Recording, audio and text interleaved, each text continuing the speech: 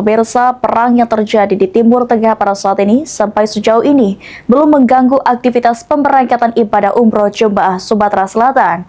Namun demikian, Kanwil Kementerian Haji dan Umroh Sumatera Selatan sesuai arahan pusat menghimbau travel untuk menunda terlebih dahulu pemberangkatan umroh sampai situasi Timur Tengah kondusif.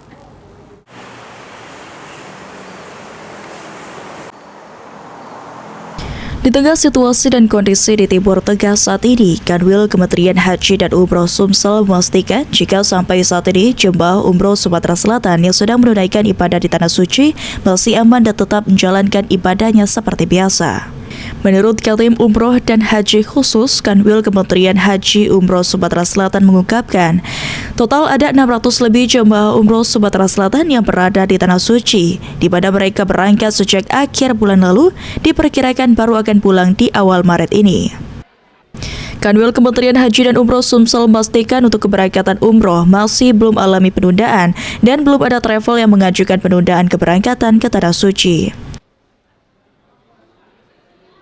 Sudah berangkat Pak, tidak ada kendala, tidak tertunda.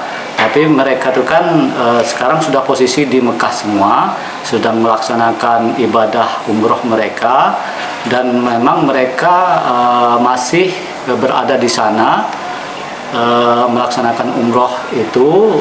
Untuk kepulangannya mereka masih beberapa hari lagi, karena paket-paket yang ditawarkan oleh PPIU itu ada beragam gitu kan, ada yang 9 hari, ada yang 12 hari gitu kan.